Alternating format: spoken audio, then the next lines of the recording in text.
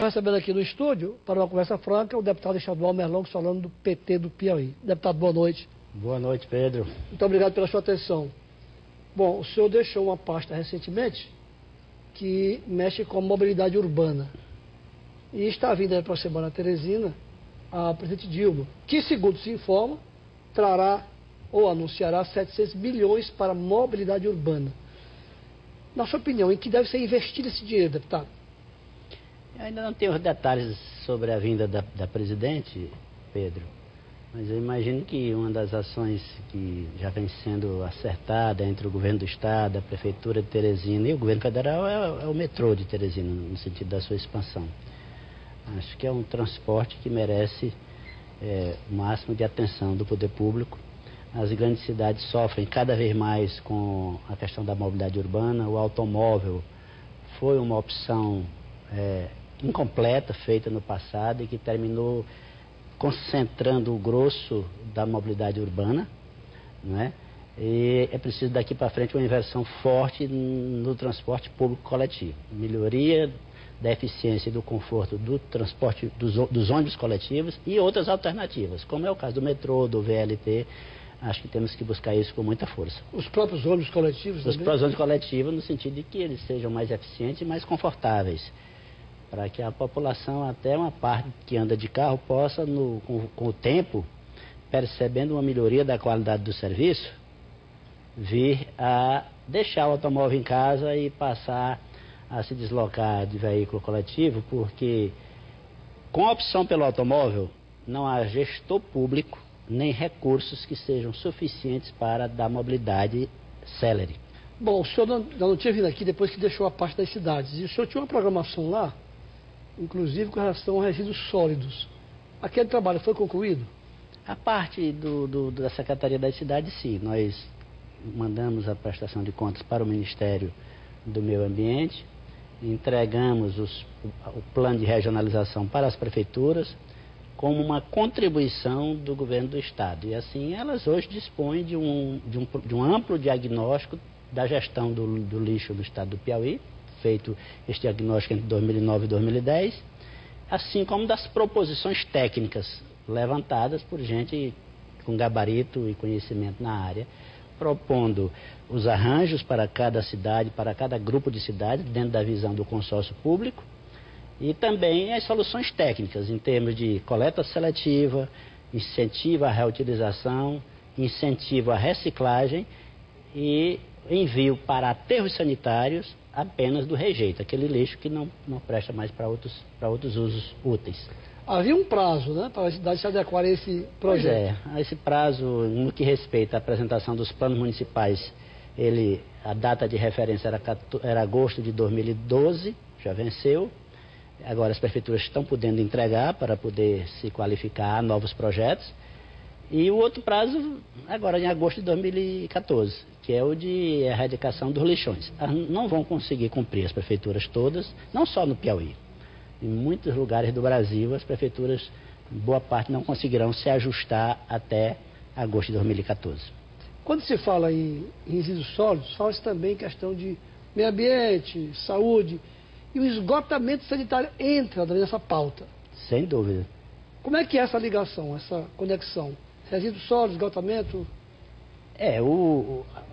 O saneamento básico, pela própria legislação aprovada em 2010, ele no Brasil passou a ser tratado de maneira sistêmica. Um conjunto. Um conjunto, incluindo, portanto, obrigado aí pela simplificação, incluindo água, esgoto, resíduos sólidos e drenagem urbana. Porque um interfere no outro. Por exemplo, o lixo deixado nas ruas pode complicar as galerias. Vai para a galeria, entope a galeria, daqui a pouco uma simples chuva complica um problema que já é estrutural nas nossas cidades. Qual o problema? A falta de áreas permeáveis. As nossas cidades estão impermeabilizadas, estão todas cimentadas ou asfaltadas. Não tem mais nem quintal em Teresina, como tinha no passado, né? Verticalizou? Pronto, verticalizou. Quem ainda tem um quintal em casa já cuidou de cimentar o quintal. Não tem a goiabeira mais? Não tem a goiabeira nem a mangueira. Né? E resultado, bateu uma chuvinha, corre a água toda e o sistema de galeria se torna então super demandado E aí, tendo lixo para entupí-lo, aí problema vem a enchente. Então, um está casado com o outro. E o Piauí está podendo experimentar uma ampla expansão nessa área do esgotamento sanitário, que é uma obra de saúde pública, porque nos últimos anos o governo federal tem dado bastante ênfase e disponibilizado muitos recursos para essa área de esgotamento sanitário. Mas o senhor começou aquela obra na Gespisa, na Zona Sul, e o senhor saiu e aí não foi concluído. Pois é, ali nós tivemos duas sortes de problemas. Deixamos 2 contratos com a Caixa Econômica assinados. Um eu assinei junto com o então governador Wellington Dias ainda em 2007 e o outro em 2008 com a Caixa Econômica, totalizando os dois 103 milhões de reais para o esgotamento sanitário da Zona Sul. Nós tivemos 2 problemas na minha época. Um problema de ordem legal, porque uma empresa entendeu que estava havendo restrição de concorrência. Porque nós colocamos no edital, Pedro, de maneira justa, no meu modo de entender, exigência de qualificação técnica, porque afinal de contas se tratava de um investimento de 103 milhões de reais para fazer o esgotamento sanitário de uma capital, uma obra de grande porte. Nós passamos a exigir que a empresa já tivesse feito obra similar, até um certo porte. E uma empresa que pegou o edital queria que a obra de água fosse aceita como obra de esgoto. Nosso edital não contemplava isso. E eu provo que não havia restrição à concorrência porque de 12 empresas que pegaram o edital, 8 conseguiram se qualificar. Ou seja, 8 cumpriram as exigências de qualificação técnica postas no nosso edital. Ainda assim, de maneira que até hoje eu não compreendi, essa empresa conseguiu no Tribunal de Contas da União vetar a nossa licitação, foi obrigado a zerar tudo, começar outra licitação, abrir, tirar as exigências de qualificação técnica. Depois, essa dita empresa ganhou a licitação já depois que eu saí da Gespisa. O fato é que a obra terminou não sendo feita, está aí parada. Parou. O outro motivo foi a incompreensão da população do Saci, que não permitiu que o único uso que pode ser dado, de acordo com a lei, para aquela área do estado que fica entre o Saci e o Rio Parnaíba, um dos poucos usos é para fazer um esgotamento sanitário, que é uma obra de saúde pública. Lá hoje estão criando gado na beira do rio. Mas a população entendeu que não era para ter uma estação de tratamento de esgoto nas suas proximidades, mesmo eu tendo ido lá e ter levantado o argumento que cada região da cidade tem que tratar do seu esgoto. E, aliás, parou e nunca mais saiu. Ninguém sabe onde vai ser essa estação. Mas agora na Secretaria das Cidades eu consegui, com o apoio do governador Wilson Martins e do governo federal, dar um passo importante. Eu deixei prontos lá 50 projetos de esgotamento sanitário, com recursos da FUNASA. Um deles, o de Joaquim Pires, cuja obra está em andamento para fazer o sistema completo da cidade. E tem mais 40 projetos prontos, projetos executivos, disponíveis para a atual administração poder, digamos assim, garimpar recursos federais e fazer mais esgoto no nosso estado. Tem cidade que tem esgotamento 100%? Piauí? Não. Eu ouvi falar Paulistana, não sei. Paulistana nem sei se já está operando. Onde tem mais esgotamento sanitário no Piauí? Parnaíba já está com mais de 50%. E Oeiras, Corrente, Teresina. Tem uma série de outras cidades que não tem um percentual de cobertura, porque foram feitas obras pelas próprias prefeituras com recursos da FUNASA. Mas o que eu sei é que poucas delas estão operando até o momento. É preciso resolver essa questão no sentido de as prefeituras sentarem com a FUNASA e com a Gespisa para, ainda no momento em que a obra está sendo construída, já se resolver quem vai cuidar da operação. O senhor deixou a secretaria e eu não sei, eu senti pelas suas entrevistas que o senhor foi uma cena traumática, foi? Não. Não foi? Não, achei natural. Na hora que eu sou secretário e ao mesmo tempo deputado. Perguntasse que a forma não foi como o senhor pensava. Não, assim, na hora que o governador estabeleceu um prazo fatal e uma condição que eu não podia atender, no sentido de dizer, quem não estiver comigo tem que dizer se está comigo ou não para 2014. A exigência eu não podia atender, porque nem sabia o que é que significava estar com ele. Não estava claro se ele ficaria, se sairia naquele momento. Não estava claro quem seria seu candidato, como hoje já parece bastante claro, não é? Então, como é que eu podia dar um apoio incondicional? Eu não dou apoio incondicional para ninguém. E defendi que meu partido também não fizesse o mesmo. Agora, me antecipei ao PT e entreguei o cargo logo depois do Natal, porque vi que estava se aproximando o prazo e o governador não retirava o que eu considerei como sendo um ultimato, né? Dia 2 tem que ter uma definição. Então, não houve a retirada desse ultimato. Eu até li no jornal, Merlongo não vai ser demitido, entregou logo. É verdade. Não esperou, né? E o senhor tem alguma restrição, governador, por isso? Não. Nenhum. Eu acho natural, o governador, Pedro, no nosso sistema que admite reeleição do gestor e também que ele pleiteie novos cargos, como é o caso do governador Wilson, que pode pleitear um cargo no parlamento brasileiro, é natural que o último ano de gestão, o gestor dedique a acordos já pensando na eleição seguinte. Eu não posso cobrar dos outros que façam diferente do que eu faria se fosse governador. Eu, se fosse governador, também no meu último ano de gestão, pensaria na eleição seguinte. No sentido de, bom, agora vamos embora pensar aqui, os acordos feitos na eleição passada vigoraram até aqui, daqui para frente é o futuro. Dando certo para continuar, continuamos. Não dando, nos separamos. É uma questão tranquila de democracia. O governador tem o direito de ser candidato, tem o direito de ter o seu candidato. Como isso não foi possível de compatibilizar com a proposta do PT, porque tem um candidato muito viável, eu preferi de imediato entregar o meu cargo. E o senhor hoje se considera oposição? Sim, mas uma oposição amadurecida. O PT, durante 29 anos, foi oposição. Em alguns momentos não foi maduro, em outros momentos foi. Durante 22 anos, melhor dizendo. De toda sorte, essa postura do PT de 1980 até 2002 favoreceu muito a consolidação da democracia no nosso país, porque sempre junto com os movimentos sociais levamos às ruas bandeiras que foram importantes para o Brasil avançar no sentido da consolidação da democracia, mas em alguns momentos fomos irresponsáveis, em alguns momentos, ao longo daquela trajetória.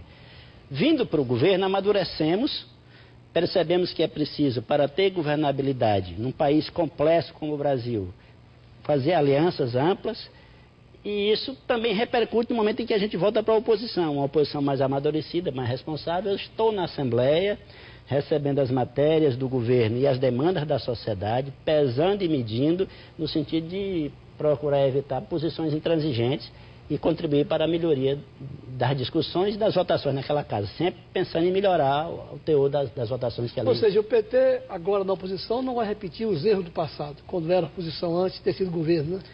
Não vai. Os erros, embora tenhamos tido... aprendizado, né? Houve um aprendizado. A gente errou e acertou. E agora a gente, no governo, também erra e acerta. A minha animação com o PT, Pedro, é que quando eu peso na balança os erros e os acertos, sempre consta, sou suspeito também, né? Porque os acertos são mais? Sou um dos fundadores do PT, né? Mas sempre vejo mais acerto do que erro. Tem uma coisa que eu não entendo, que o senhor me explicasse, o senhor que é professor universitário, um pensador, ideólogo, como é que vai ser o discurso do Wellington Dias e do Marcelo Castro? Os dois apoiam Dilma, estiveram juntos até recentemente, e os dois querem o governo do Estado. Qual é o seu discurso dos dois, hein, para a sociedade? Será uma boa eleição. Primeiro que nós temos dois bons candidatos, não é isso? O Wellington Dias, com a sua experiência de governador 2 vezes, com sua experiência destacada no parlamento brasileiro, já é uma referência no parlamento brasileiro, apesar de tão pouco tempo. Claro, teve antes a experiência de deputado federal, mas como senador, não é? A experiência longa do deputado Marcelo como deputado estadual, como parlamentar federal também de prestígio, isso coloca o Piauí numa situação favorável nesse momento em relação até no passado, quando às vezes não faltavam opções. Temos boas opções, teremos boas opções, uma eleição de um grande debate e, em certo sentido, o nosso projeto nacional sai favorecido, porque tanto o Wellington defende, sem a menor dúvida, esse projeto, quanto o PMDB tem um compromisso de defender o projeto nacional. Porque tem um vice. E eu imagino que o Marcelo Castro não se deixará contaminar pelas disputas locais e continuará defendendo esse projeto nacional. E nós aqui vamos fazer o seguinte discurso, apresentando e defendendo o projeto nacional, defendendo o que fizemos no Piauí quando éramos governo, e deixando a população fazer o seu julgamento final. Quem tem melhores condições de dar seguimento e de aprofundar esse projeto. Debate de alto nível? Debate de alto nível. A minha recomendação é que o senador não aceite nenhuma provocação. Esse é o estilo dele, é de estar sempre pensando mais em propor do que em olhar para o passado. O Wellington Dias é um homem que olha para o futuro, sempre. É um empolgado sempre. Veja só esse caso da energia eólica.